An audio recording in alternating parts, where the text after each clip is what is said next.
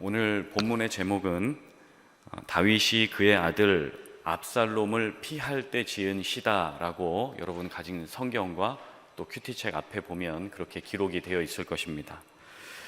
그래서 그 본문의 배경을 보는 것이 좀 중요하다는 생각이 듭니다. 압살롬을 왜 피하게 되었는지, 그리고 압살롬은 과연 어떤 사람이었는지, 그런 것들을 좀 잠시 배경을 살펴보고 그리고 말씀을 계속해서 나누도록 하겠습니다. 압살롬은 여러분 아시지만 다윗의 셋째 아들이죠.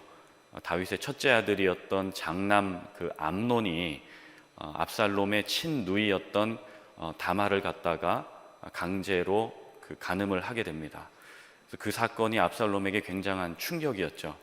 그래서 그 충격 때문에 아버지에 대한 분노도 생기고 형에 대한 분노도 생겨집니다. 그래서 압살롬이 그러한 그 억울한 마음과 그런 증오심, 분노심을 가지고 2년간 이렇게 그 마음에 들끓는 분노를 가지고 살다가 결국은 그 형을, 이복형이었지만은 어쨌든 그 형을 살해하는 그런 일이 벌어지게 됩니다. 그리고 그 압살롬이 이제 외할아버지 댁으로 피신을 해서 그곳에서 한 3년간 도망자의 신세로 살아가게 되죠. 그렇지만 이제 나중에 또 요압이라는 그 다윗의 그 장수를 통해서 다윗과 이 아들 압살롬이 화해하게 되는 일이 있습니다. 그러나 그것은 겉으로만 화해하는 일이지 진정으로 마음으로 용서하고 축복하는 화해는 아니었죠. 그래서 결국 이 압살롬이 그 증오심 때문에 또 결국 아버지를 반역하고 배반하는 행위를 하게 됩니다. 그래서 그 분노심을 계속해서 드러내는데, 예를 들어서 다윗에게 가서 재판을 받고 상담을 받아야 되는 그 백성들을 자신에게 다 돌려가지고 자기가 상담하고 자기가 대신 재판을 해주면서 백성들의 환심을 조금씩 사게 되는 일이 벌어집니다. 결국은 그것은 또 겉으로만 그렇게 하는 것이지 마음으로는 아버지에 대한 분노와 원한 때문에 이 나라를 다 집어삼키고자 하는 그러한 그 이리 같은, 늑대 같은 모습을 보여주는 것이죠. 그렇게 상담을 하고 재판을 하면서 은근슬쩍 아버지 다윗을 중상모략하고 다윗 쪽에 있던 정치 실세들, 그리고 신하들, 그리고 그들의 그 다윗의 추종자들을 갖다가 다 다윗을 반역하게 하는 그런 오해와 불신을 일으키게 만드는 주범이 되는 것입니다. 마치 그 드라마의 조선왕조 500년 같은 거의 그 막장 드라마의 수준이 바로 이 오늘 본문 시편 3편에 나오는 배경이 되고 있습니다. 이런 상황에서 다윗이 설 자리를 점점 잃어갑니다. 수많은 사람들이 다윗에게 등을 돌렸습니다. 그리고 국가 지도자로서의 체면이 완전히 구겨진 상황입니다. 이런 상황에 어떤 말을 할 수 있을까요? 이런 상황에 이런 심정을 가지고 무엇라고 하나님 앞에 호소할 수 있을까요? 오늘 본문 시편 3편 1절 말씀 한번 같이 보시겠습니다. 1절에 다윗이 하나님 앞에 이렇게 고백합니다. 여호와여, 나의 대적이 어찌 그리 많은지요. 일어나 나를 치는 자가 많으니이다. 이렇게 말을 합니다. 다윗을 치는 자가 많다, 한두 명이 아니라는 것이죠. 2절에도 보면 많은 사람이 다윗을 대적하고 뿐만 아니라 다윗은 이제 구원을 받지 못한다라고 이렇게 이야기를 합니다. 2절 말씀에 보면 많은 사람이 나를 대적하여 말하기를 그는 하나님께 구원을 받지 못한다 하나이다, 이렇게 이야기를 합니다. 많은 사람이 대적을 하는 것도 굉장히 상처가 되는 일이지만 사실 우리 마음에 비수를 꽂는 말은 하나님이 너 버렸다, 하나님이 이제 너랑 함께 하지 않는다, 야, 네 꼴을 봐라, 그걸 보니까 하나님 살아계시지 않는 것 같다, 이런 얘기를 들을 때 우리 마음에 굉장한 비수가 꽂히는 것이죠. 다윗은 자신의 그 지난 일생을 돌아볼 때에 목동일 때도 그랬고, 가난할 때도 그랬고, 왕이 되어서 부유할 때도 그렇고, 물론 인간이기 때문에 죄를 범할 때도 있었지만 다윗의 인생을 볼 때 다윗은 언제나 하나님 앞에 기도하고 고난과 역경의 때에 하나님께 먼저 묻는 그러한 거룩하고 경건한 습관을 가지고 있는 사람이었습니다. 그런데 오늘 본문에 보니까 사람들이 말하죠. 하나님이 이제 너 버렸다, 너를 구원하지 못한다라고 하는 그 원어적인 의미는 너에게 도움을 주지 않는다. 하나님이 이제 너와 함께 하지 않는다라는 의미입니다. 어쩌다가 다윗이 이러한 말을 듣게 되었을까요? 이렇게 신앙이 고매하고 경건했던 다윗, 어떻게 하다가 이렇게 사람들에게 버림을 받고 저주를 받고 많은 대적이 생겨지는 그러한 인생이 되었을까요? 그런데 중요한 것은 어쩌다가 다윗의 인생이 이렇게 된 것이 아니라 하나님께서 나단 선지자를 통해서 다윗에게 분명히 이러이러한 범죄를 범할 경우에는 내가 반드시 다윗에게 사람의 매와 인생 채찍으로 다윗을 다스릴 것이다 라고 하나님이 말씀을 하신 바가 있습니다. 그 말씀이 사무엘하 7장에 잘 나와 있는데 7장 14절에 하나님이 나단 선지자에게 이렇게 다윗에게 이야기를 하라고 말씀을 하셨습니다. 제가 한번 읽겠습니다. 다윗이 만일 죄를 범하면 내가 사람의 매와 인생의 채찍으로 징계하겠다라고 말씀을 합니다. 그러나 다윗의 목숨을 빼앗지는 않겠다라고 말씀을 합니다. 자, 그런데 다윗이 이 하나님의 경고를 무시하고 어떻게 합니까? 밧세바와 동침하는 일이 벌어집니다. 그래서 그 죄를 숨기려고 밧세바의 남편 우리아를 또 살해하죠. 이 죄악 때문에 하나님은 나단을 통해서 다윗에게 경고하신 것처럼 사람의 매와 인생의 채찍으로 다윗을 다루십니다. 그래서 많은 대적들과 그리고 심지어 아들 압살롬까지 다윗을 대적하는, 등을 지고 돌아서는 일이 벌어지게 되는 것이죠. 여러분, 우리에게 있어서 정말 어려운 것 중에 하나가, 참 힘든 것 중에 하나가 인간관계인 것 같습니다. 그 사람 관계가 사람이 우리의 인생에 매로 작용하고 가까이에 있는 사람이 우리에게 인생의 채찍이 되어서 우리를 아프게 할 때 우리는 참으로 힘든 삶을 살아가게 되는 것 같습니다. 저희 청년들에게도 직장 생활할 때 뭐가 제일 힘드냐 이렇게 물어보면, 목사님, 돈 벌고 일하는 건 그냥 육체적으로 힘든 거지 가장 힘든 것은 직장 생활 내에 인간관계가 가장 힘듭니다, 이렇게 이야기를 합니다. 그래서 어떤 그 리서치 기관에서 설문조사를 했답니다. 그런데 직장인들에게 가장 큰 스트레스가 바로 1위가 직장 내의 인간관계라고 합니다. 특별히 직장의 상사가 힘들게 할 때 그것이 가장 힘든 일이다, 이렇게 이야기를 하고요.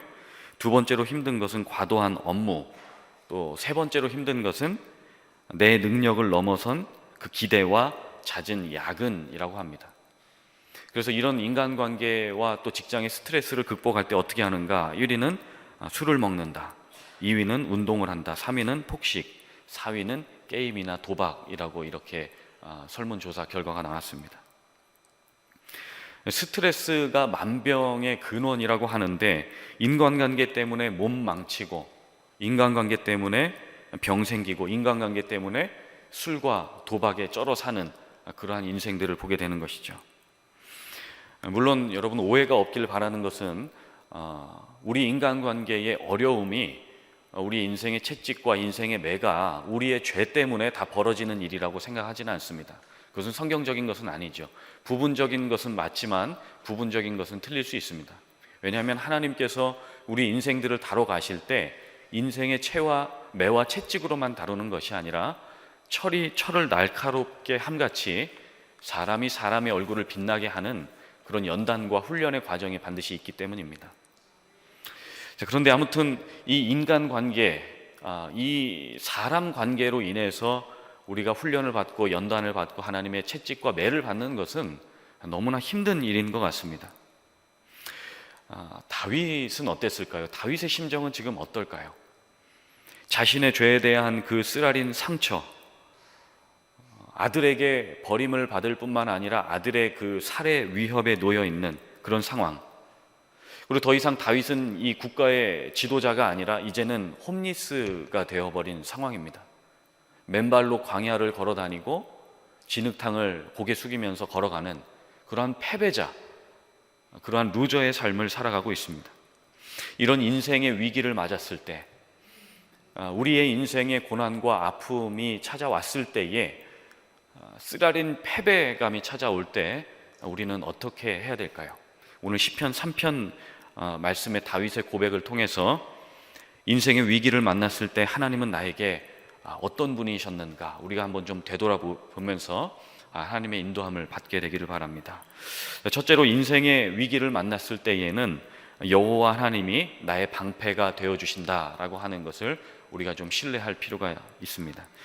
오늘 시편 3편 3절 말씀 우리 같이 한번 좀 읽어보면 좋겠습니다. 우리 3절 같이 한번 읽겠습니다. 시작. 여호와여, 주는 나의 방패시요 나의 영광이시요 나의 머리를 드시는 잔이시니다. 아멘. 감사합니다. 다윗은 일평생 전쟁을 치르는 그런 전쟁의 장수였기 때문에 전쟁에 있어서 이 방패가 얼마나 중요한지 잘 알고 있었습니다. 그런데 이 전쟁 때 전쟁에서의 방패는 그냥 한쪽에서 공격해 오는 것만 막는 그냥 한쪽의 방패죠. 근데 다윗이 말하는 이 여호와는 나의 방패가 되셨다라고 하는 의미는 한쪽만 막아주는 그 방패가 아니라 여호와의 방패는 전방향, 앞뒤 좌우 그 전체를 훌로 커버하는 그 전체의 방패가 되어주시는 분이 바로 여호와시다라고 하는 것이죠. 그래서 영어 성경에 이것을 뭐라고 표현하냐면 A shield around me라고 이렇게 이야기를 합니다. 이 방패가 나의 전체를 두르고 있다라고 이야기를 하는 것이죠. 원수들이 공격할 때 나의 한쪽만 커버해주는 방패가 아니라 나의 전체를 훌로 막아주고 보호해주는 것이 여호와 하나님이시다라고 이야기를 하고 있습니다. 특별히 다윗이 여기서 이 고백했던 이 간구했던 이 방패는 특별히 전쟁에 있을 때 내 육체를 보호해주는 그 방패임과 동시에 나의 영혼을 보호해주는 원수들이 하나님이 너 버렸어, 하나님이 더 이상 너와 함께하지 않아, 이런 마음의 비수를 꽂는 상처의 말을 할 때에 우리의 영혼이 타격을 받습니다. 그러나 다윗은 하나님께서 내 영혼의 방패가 되어주셔서 내 마음과 영혼을 커버해 주시기를, 내 영혼을 보호해 주시기를 하나님께 간구했던 것이죠. 여러분, 우리가 세상을 살아갈 때 이 세상이 영적인 전쟁터 아닙니까? 이 전쟁터에서 살아갈 때에 믿음의 방패, 이 전 방향을 두르는 하나님의 방패를 쥐고 사는 것이 너무나 중요합니다. 왜냐하면 이 방패를 내려놓는 순간을 계속해서 마귀는 기다리고 이 방패를 놓는 그 순간 불화살을 쏘면서 우리의 가슴과 심장과 폐부를 찔러서 우리가 믿음을 저버리는, 그래서 절망하고 낙담하고 희망과 소망을 놔버리는 그러한 상황으로 마귀는 우리를 공격해 나가는 것입니다. 그렇기 때문에 우리가 믿음의 방패를 들고 살아가는 것이 얼마나 중요한지 모르겠습니다. 여러분, 우리 삶 가운데 우울감이 찾아오고 때로 근심이 쌓이고 죽고 싶은 생각이 들어오는 이유가 왜 그럴까요? 우리의 믿음의 방패를 놔버렸기 때문입니다. 그래서 우리의 믿음의 방패를 놔버렸기 때문에 마귀가 우리를 마음대로 공격할 때 우리는 마음의 소망과 희망을 잃어가는 것입니다. 지금 한국과 미국의 상황을 보면서 어느 누구가 한국이 소망차다, 미국에 미래가 있다라고 이야기를 하는 사람이 얼마나 있겠습니까? 그러나 여러분, 중요한 것은요, 이러한 상황에서 믿음이 있는 사람은 어떻게 하는가? 믿음 있는 사람은 하나님께서 우리 조국과 우리가 두 발을 딛고 있는 이 미국을 반드시 회복시키실 것이다, 이 나라와 이 땅 가운데 소망과 희망이 하나님으로부터 주어질 것이다 라고 믿는 그 믿음을 가진 사람이 기도하게 되는 것이고 이 나라를 대신해서 회개하는 운동을 벌이는 것이죠. 그런데 그 믿음의 대상이 누구십니까?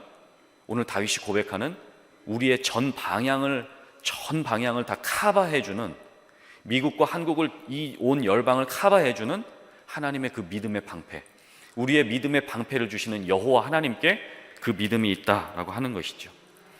마치 새 생명이 잉태되었을 때에 어머니의 자궁 속에서 한 갓난 아기가 어머니의 그 양수 속에서 전 방향으로 카바를 받고 보호를 받는 것처럼 하나님은 이 믿음의 방패로서 우리의 온 영혼, 우리의 온 육체를 카바해주고 보호해주기를 원하신다라고 하는 것이죠.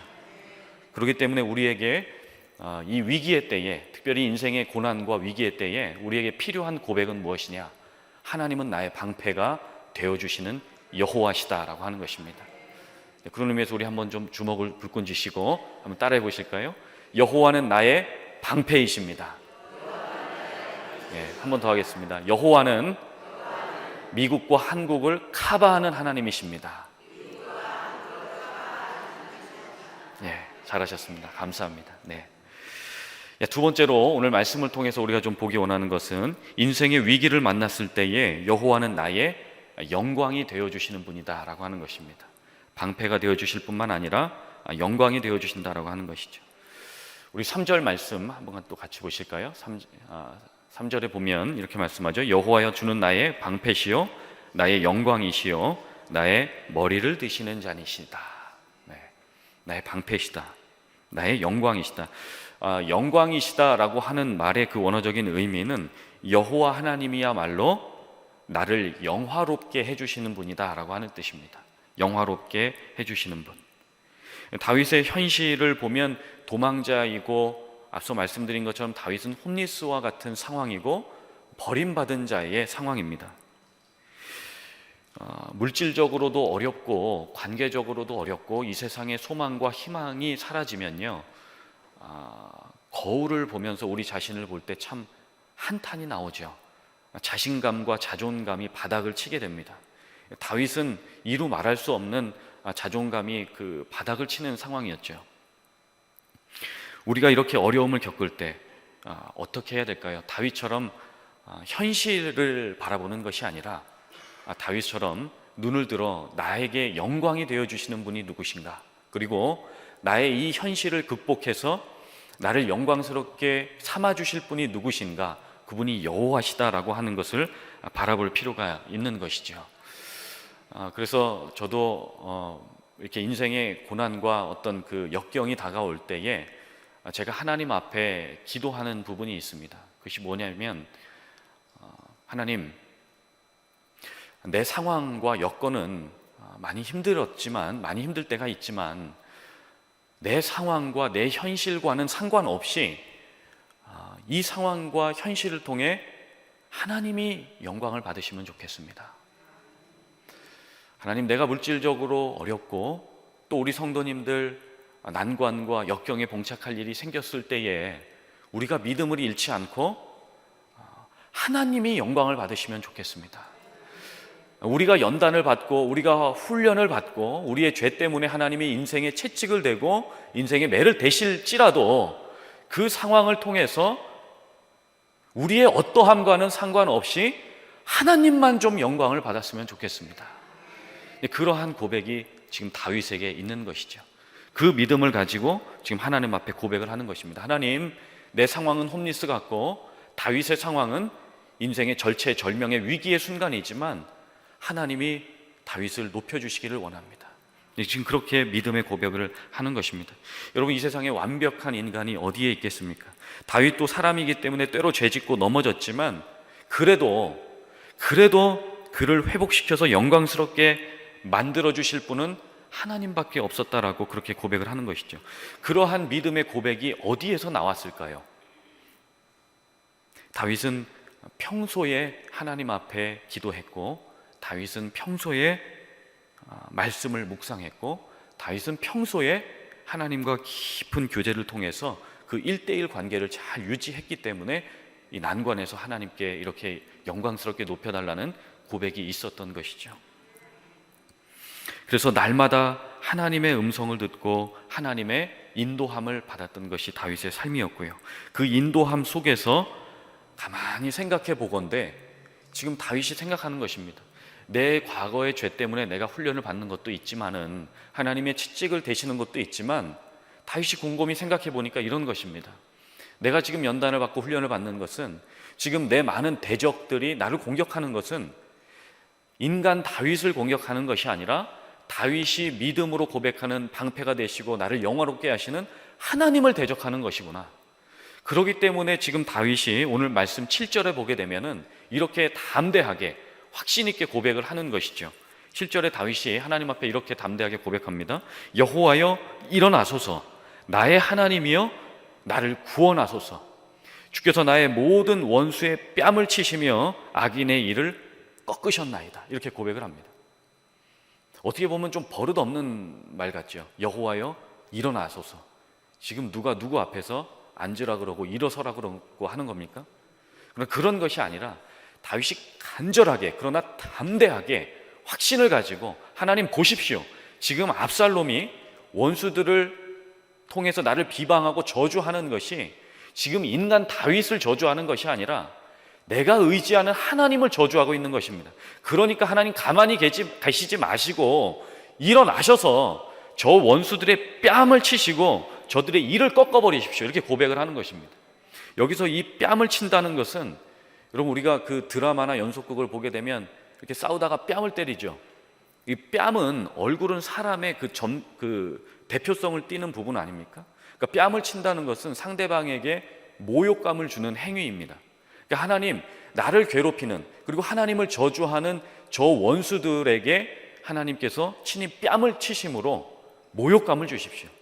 하나님을 괴롭히는 원수 사탄 마귀 귀신에 대해서 하나님께서 뺨을 치심으로 저들에게 모욕감을 주시기를 원합니다 라고 하는 그러한 고백인 것이죠.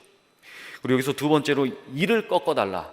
7절 말씀 하반절에 보면 하나님 저들의 이를 꺾어버리십시오 라고 하는 말은 무슨 의미냐면요, 이 맹수들이 이빨을 가지고 달려들고 먹이를 먹고 깨물고 그리고 공격을 하지 않습니까? 그런 것처럼 원수들이 다윗을 공격하고 하나님을 공격하려고 달려들 때에 그들의 이빨을 꺾어버리시고 빼버리심으로써 이빨 빠진 호랑이가 되게 해달라는 그러한 고백과 같은 것입니다. 이빨 빠진 호랑이는 아무 의미가 없죠. 용맹함이 없습니다. 공격을 할 수가 없습니다. 그런 것처럼 하나님을 대적하는 세력에 대해서 이빨도 뽑으시고 하나님이 일어나셔서 그들의 뺨을 쳐서 모욕감을 주기를 원한다. 하나님께서 역경을 역전시켜 달라고 하는 그러한 믿음의 고백인 것이죠. 그래서 여러분 하나님은요 우리가 얼마나 연약한지를 잘 알고 계십니다. 하나님은요 우리가 얼마나 죄에 많이 노출되어 있어서 얼마나 많은 죄의 유혹을 받고 사는지 주님이 잘 알고 계십니다. 그래서 우리가 연약하다는 거 잘 알고 계시죠. 그렇기 때문에 우리가 기도할 때 우리의 위기의 순간에 우리의 영광을 구하는 것이 아니라 하나님의 영광을 구하고 우리가 기도한다면 하나님이 대적을 이렇게 꺾어버리신다는 것을 하나님이 보여주기를 원하신다라고 하는 것이죠. 간절히 축복하기는 우리 모두가 우리의 인생의 위기의 순간에 하나님 앞에 기도하심으로 하나님께서 원수들을 밟으시고 그리고 우리의 전세를 역전시킴으로 우리를 회복시키시는 것을 우리가 다 함께 경험할 수 있기를 바랍니다. 끝으로 세 번째로 인생의 위기를 만났을 때에 우리가 기억해야 될 것은 하나님은 우리의 머리를 들어 올리시는 분이다 라고 하는 것입니다. 우리 앞서 읽었던 3절 말씀 우리가 한 번 더 같이 한번 마지막으로 읽었으면 좋겠습니다. 우리 3절 한번 읽겠습니다. 시작. 여호와여 주는 나의 방패시요 나의 영광이시요 나의 머리를 드시는 자니시이다. 아멘. 다윗 당시에 이 고대 사회에 있어서 머리를 높이 들어 올린다라고 하는 행위는 사람의 어떤 그 수치심과 그 치욕스러움에서 그 명예를 다시 회복시켜준다라고 하는 의미가 있습니다. 그래서 다윗은 자신이 지금 수치와 모욕을 당해서 고개를 숙이고 다니는 그러한 상황이었지만은 사람들은 비록 다윗에 대해서 너는 지금 콩가루 집안이다, 너는 지금 막장 집안이다, 네 집안 볼 것 없다 이렇게 이야기를 하기 때문에 고개를 숙일 수밖에 없는 상황이었지만 다윗은 그런 꼬리표를 계속 짊어지고 다니는 것이 아니라 하나님께서 언젠가는 내 머리를 들어주실 거다라고 하는 그 믿음을 가지고 살아갔던 것이죠. 근데 다윗은 이런 믿음을 가지고 있었지만 사실 옆에서 누가 다윗을 바라볼 때에 하나님이 그의 명예와 신분을 회복시켜 줄 거다, 다윗의 그 머리를 다시 들어 올려 주실 것이다 라고 하는 그러한 믿음을 가지고 있는 사람이 누가 있었겠습니까? 그런데 다윗이 믿음을 가지고 이렇게 고백을 하는 것이죠. 하나님은 내 방패고 영광이고 특별히 하나님은 내 머리를 들어 올려주시는 분이다 라고 고백을 하는 것입니다. 여러분 상식적으로 보면요, 그리고 합리적으로 생각해 보면요, 믿음이라는 것은 말이 되지 않습니다. 계산적으로 생각해 봐도, 이성적으로 논리적으로 생각해 봐도 믿음이라는 것은 우리의 이성을 초월할 수밖에 없는 것이죠. 우리가 믿는다라고 하는 것은 정말 어떤 면에 있어서 미친 짓입니다. 왜 그러냐 하면요, 앞서 말씀드린 것처럼 우리의 논리적으로, 우리의 이성으로, 합리적으로, 계산적으로 생각할 때 도저히 믿기지 않는 것을 믿음으로 믿어버리는 행위가 바로 믿음이기 때문에 그렇다라고 하는 것이죠. 우리 계속해서 주일날 강 목사님이 벌써 18주째 믿음장 강해를 해주고 계신데, 히브리서 11장에 보면 믿음을 뭐라고 정의합니까? 믿음은 바라는 것들의 실상이요 보이지 않는 것들의 증거다라고 이렇게 이야기를 합니다. 믿음은 실상이고 믿음은 증거인데, 그 실상과 증거가 있어야지 믿는 게 우리의 이성과 논리로 이해가 되는 것 아닙니까? 그런데 그 실상이 눈에 보이지 않지만 그냥 바라보는 것 자체가 믿음이다라고 이야기를 합니다. 그렇게 바라보면 그것이 우리의 실상이 되고 우리의 증거가 되는 것, 그것이 믿음이라고 얘기하니까 이것이 미치지 않고는 어떻게 믿을 수 있겠습니까? 그것이 믿음이라고 하는 것입니다. 영어 성경에 보면 이렇게 이야기를 합니다. Now faith is being sure of what we hope for, 이렇게 얘기합니다. hope, 바라보는 것, 희망하고 소망하는 것이 faith다, 이렇게 이야기를 합니다. 이해가 되지 않죠. 어떻게 그냥 바라보고 소망하고 기대하기만 했는데 그것이 우리에게 믿음의 실상으로 증거로 작용하는지 우리가 이해할 수가 없습니다. 그렇기 때문에 때로 우리가 손에 잡히는 것 없고 우리 귀에 들리는 것 없을 때 우리의 믿음이 낙담하고 절망하게 될 수밖에 없는 것이죠. 그러나 하나님은 우리의 눈에 보이는 것이 없고 손에 잡히는 것이 없고 또 이 눈에 아무 증거 아니 배어도 믿음만을 가지고서 늘 걸어가기를 주님은 바라고 원하시는 것입니다. 그래서 우리가 하나님께로 이렇게 믿음을 가지고 계속해서 한 걸음씩 한 걸음씩 전진한다면 주님은 언젠가 우리의 인생을 역전시켜 주시고 하나님은 우리를 영화롭게 하셔서 우리의 머리를 언젠가 원수들 앞에서 높이 들어 올려주시는 그러한 믿음을 우리 가운데 주기를 원하시는 분이다라고 하는 것이죠. 그래서 여러분, 간절히 축복하기는 우리의 믿음이요, 우리의 믿음은 후퇴가 없습니다. 믿음이 약해지고 믿음이 떨어지는 것은 우리의 인간의 믿음이 떨어지는 것이지, 우리를 믿어주시고 우리를 바라보시는 하나님의 믿음은 한 번도 떨어진 적이 없이 언제나 앞으로 전진하고 있는 것입니다. 우리 지난주에 강 목사님도 귀한 말씀 주셨는데, 기드온의 믿음을 보십시오. 하나님께서 덜덜 떨고 있는, 쫄아 있는 기드온에게 뭐라고 말씀하십니까? 기드온아, 너는 큰 용사다, 너는 마이티 워리어다, 이렇게 이야기를 하고 있습니다. 어디를 봐서 덜덜 떨고 있는 겁쟁이 기드온이 마이티 워리어입니까? 그런데 하나님이 볼 때는, 하나님이 우리를 볼 때, 하나님이 다윗을 볼 때 홈리스가 아니라 하나님이 기드온을 볼 때, 그리고 하나님이 우리를 볼 때는 믿음이 없어 덜덜 떨고 있는 그런 작은 용사가 아니라 하나님 앞에 믿음을 가지고 이 세상을 믿음으로 전진하면서 영적인 전쟁을 승리해내는 믿음의 큰 용사다라고 우리를 그렇게 봐주신다는 것입니다. 그러니까 여러분, 우리가 믿음이 떨어질 때 우리 믿음을 보면 계속해서 낙담합니다. 우리 믿음을 보면 절망할 수밖에 없습니다. 그러나 우리 안에 역사하시는 성령께서 주시는 그 믿음을 바라볼 때에, 영적인 눈을 뜨고 하나님을 바라볼 때에 우리의 상황을 하나님의 눈으로 해석하고 바라볼 수 있게 된다고 하는 것이죠. 그렇게 다윗은 영적인 눈을 들어서 믿음으로 하나님을 바라보았습니다. 특별히 오늘 본문 4절 말씀에 보게 되면 다윗이 무엇을 바라보았는지 우리가 정확하게 볼 수가 있습니다. 다윗은 믿음의 눈을 들어서 그리스도의 구원을 바라보았습니다. 우리 4절 말씀 끝으로 한 번 더 읽고 말씀 마치도록 하겠습니다. 우리 4절 말씀 한번 보실까요? 우리 4절 읽겠습니다. 시작. 내가 나의 목소리로 여호와께 부르짖으니 그의 성산에서 응답하시는도다. 아멘. 여기서 성산이라고 하는 말은 시온산을 의미합니다. 시온산 잘 아시죠? 시온이라고 하는 말의 의미는 어떤 그 표시, 눈에 잘 띄는 표시를 시온이라고 하는 표현을 씁니다. 예루살렘 시내에 서서 저 높은 곳을 딱 바라봤을 때 제일 잘 보여지는 곳이 바로 이 시온산입니다. 그래서 하나님은 이 시온산에서 율법이 나오고 이 시온산에서 하나님의 구원이 임한다라고 이야기를 하죠. 우리 지난번에 목사님 설교하실 때도 말씀해 주셨지만 아브라함이 이삭을 바치는 그 번제단이 어디에 있었습니까? 모리아 산에 있었죠. 이 모리아 산이 바로 시온산입니다. 그 예수님을 예표하는 그 아브라함의 아들 이삭이 바쳐지는 그 장소, 결국은 이 장소, 이 산이 시온산임과 동시에 모리아 산이고, 이 산이 나중에 인류의 구원을 위해 대속 제물로 돌아가시는 예수님의 그 골고다 언덕이 바로 이 시온산인 것입니다. 이 시온산에 인류 최초의 성전이 세워지고, 이 시온산에 인류 최초의 초대교회가 이곳에 세워지게 되는 것입니다.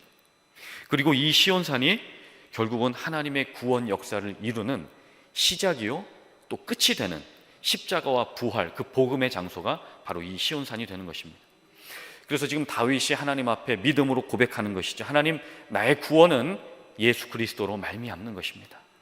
당신의 아들 독생자를 보내주셔서 우리를 구원하셨던 그 시온을 믿음의 눈으로, 영적인 눈으로 미리 바라보고 있는 것이죠. 다윗은 이렇게 인생의 위기를 만났을 때에 여호와께 부르짖음으로 나의 구원과 나의 믿음과 나의 소망과 희망이 그 시온에서 나온다라고 믿음으로 고백하고 있습니다. 여러분, 간절히 축복합니다. 우리 가운데 시온은 어디일까요? 하나님께서 이 시대 가운데 세워주신 시온은 바로 이 귀한 성전, 우리 교회인 줄 믿습니다. 그래서 우리가 교회에 모여 이 새벽에 기도하고, 이 새벽에 모여서 하나님, 내 상황과 내 인생의 난관을 돌파해 달라고 기도할 때 하나님이 바로 이곳에서부터 하나님의 구원과 하나님의 그 소망과 비전과 그 위로를 우리 가운데 보여주신다라고 하는 것입니다. 그래서 이 시간 가운데 우리가 한번 같이 기도할 때 하나님이 놀라운 은혜를 우리 가운데 허락해 주실 것을 믿습니다. 오늘 말씀을 준비하면서 갑자기 세상 노래지만 이 노래가 생각이 났습니다. 여러분, 송대관 씨를 잘 아시죠? 그 송대관 씨의 그 쨍하고 해뜰날이라고 하는 노래를 아십니까? 그 노래가 참 성경적인 것 같습니다. 쨍하고 해뜰날 돌아온단다. 여러분, 믿는 자에게 믿음을 계속 가지고 다윗처럼 하나님 앞에 기도할 때 하나님이 언젠가 우리 인생에 쨍하고 해뜰날, 예수 그리스도께서 오셔서 우리를 구원하시는 그 놀라운 구원의 역사가 우리 가운데 펼쳐질 줄로 믿습니다. 한번 기도하겠습니다. 존귀하신 하나님 아버지, 오늘 우리 가운데 귀한 시편의 말씀을 주셔서 정말 우리의 인생에 난관이 있을 때에, 정말 어려움이 있을 때, 위기를 만났을 때에 어떻게 해야 될지 알려주시고 말씀을 통해 깨닫게 하여 주시니 감사를 드립니다. 하나님, 우리의 전 방향을 커버하시고 우리를 보호하시는 여호와의 방패를 의지하게 도와주시고, 또 우리를 영화롭게 하시는 하나님의 영광의 영을 의지할 수 있도록 우리가 하나님 성령 앞으로 달려갈 수 있도록 도와주시며, 특별히 하나님, 우리가 하나님을 계속해서 의지하고 하나님 앞에 부르짖을 때에 우리의 머리를 원수들 앞에서 높이 들어 올려주셔서 우리의 명예를 회복시켜 주시고 우리의 신분을 회복시켜 주시는 그 주님을 의지할 수 있도록 하나님 도와주시기를 원합니다. 하나님, 이 영적인 전투 현장을 살아갈 때 무엇보다 믿음을 잃지 않도록 도와주셔서 예수 그리스도를 믿는 믿음, 십자가의 믿음, 그 부활의 믿음, 그 복음의 믿음을 붙잡고 날마다 믿음으로 한 걸음씩 한 걸음씩 주님 앞으로 전진하는 인생들 되어질 수 있도록 하나님 우리를 축복하여 주시옵소서. 그리하여 오직 의인은 믿음으로 말미암아 살리라 라고 말씀하신 그 믿음이 오늘 우리 가운데 다시 한번 주어질 수 있도록 하나님 축복하여 주시옵소서. 우리에게 믿음을 주시는 하나님 앞에 감사를 드리오며 살아계신 예수 그리스도의 이름으로 간절히 기도하옵나이다. 아멘.